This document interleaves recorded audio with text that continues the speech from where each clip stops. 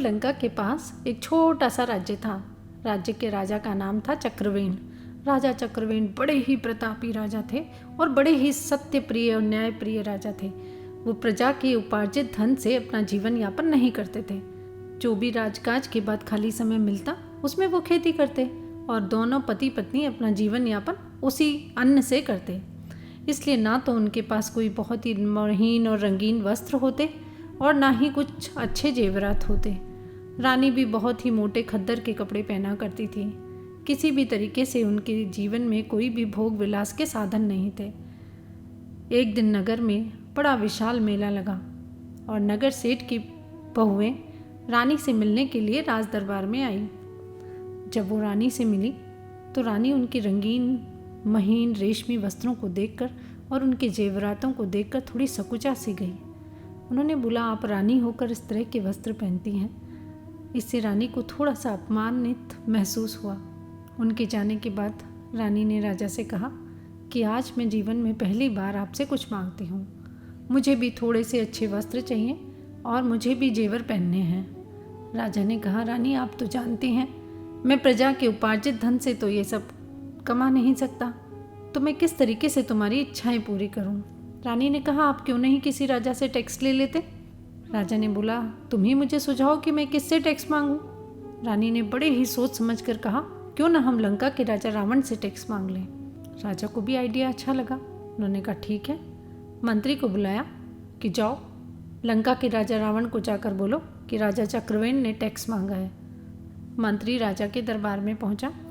लंका के राजा को प्रणाम करके उसने कहा, हे लंका के राजा रावण, हमारे राजा चक्रवेण ने आपसे टैक्स मांगा है। सुनते ही रावण गुस्से में उठ खड़ा हुआ और चिल्लाया कि तुम्हारे राजा की इतनी हिम्मत कैसे हुई, जिसके दरबार में बड़े से बड़े लोकपाल भी उसकी भौं के इशारे से थर थर काँपते हैं, उस लंका के राजा रावण से तुम्हारे राजा चक्रवेण ने टैक्स मांगने की ज़रूरत की है। इतनी ज़रूरत कैसे हुई तुम्हारे राजा की? मंत्री ने कहा, आप थोड़ा सोच समझ कर विचार कर लीजिए, कल शाम मैं आपके दरबार में फिर हाजिर होऊंगा। कहकर मंत्री दरबार से चला गया। राजा भी सभा को विसर्जित करके अपने रंग महल में पहुंचा और मंदोदरी के साथ छत पर टहलते हुए राजा ने हंसते हुए बताया कि कितने मूर्ख लोग होते हैं। आज राजा चक्रवेण का मंत्री हमारे दरबार में आया था और मुझसे टैक्स मांग रहा था। जैसे ही मंदोदरी ने चक्रवेण का नाम सुना, मंदोदरी बड़ी ही सती स्त्री थी।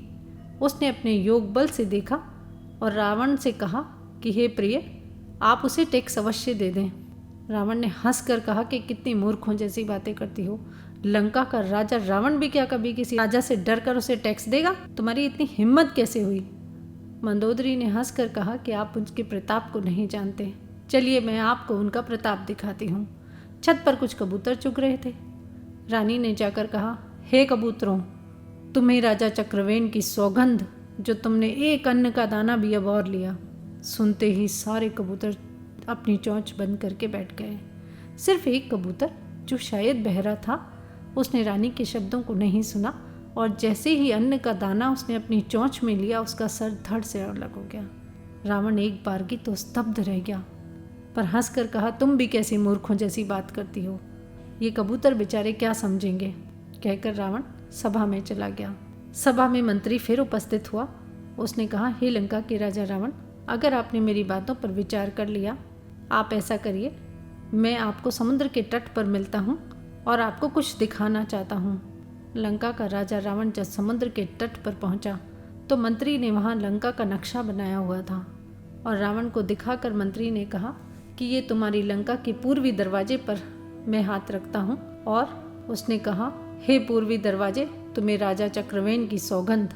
और दरवाजे पर हाथ जैसे ही मारा, उसी समय लंका का पूर्वी दरवाजा धड़ाम से नीचे गिर गया। रावण देखकर एक बार तो आश्चर्यचकित रह गया, पर फिर भी कुछ नहीं बोला। मंत्री ने पश्चिमी दरवाजे पर हाथ उठाया और कहा, हे लंका के पश्चिमी दरवाजे, तुम्हें राजा चक्रवेण की सौगंध। और जैसे ही हाथ मारा, दरवाज़ा भुरभुरा कर नीचे गिर गया। रावण सहम कर बोला, रुको रुको रुको, मैं तुम्हें टैक्स देने को लिए तैयार हूँ। और रावण ने अपने दरबार में जाकर हीरे मोती और बहुत से रंगीन मुलायम वस्त्रों से थालियों में सजाकर और जितना टैक्स मांगा था उसे दुगना टैक्स देकर उसे विदा किया। मंत्री जब राजा चक्रवेण के दरबार में पहुंचा तो रानी भी ये देखकर आश्चर्यचकित रह गई कि लंका के राजा रावण ने इतने हीरे जवाहरात के साथ टैक्स दिया है। उसने मंत्री से पूछा कि तुम ये सब कैसे लेकर आए। जब सारी कहानी मंत्री से सुनी, रानी की आंखों से पश्चाताप के आंसू बहने लगे कि ये मुझसे कितना बड़ा अपराध हो गया। एक इतने सत्य प्रिय और न्याय प्रिय राजा के आगे जब लंका के राजा रावण को झुकना पड़ा तो मुझे ऐसे वस्त्रों से क्या अपनी आन और शान दिखानी है। रानी ने मंत्री से कहा, आप जाकर लंका के राजा रावण को ये टैक्स वापस करके आ जाइए। अब मुझे इनकी ना तो कोई आवश्यकता है और ना ही जीवन में कभी आवश्यकता पड़ेगी। राजा की सत्य प्रियता और न्याय प्रियता ही मेरे लिए सबसे बड़ा आभूषण है।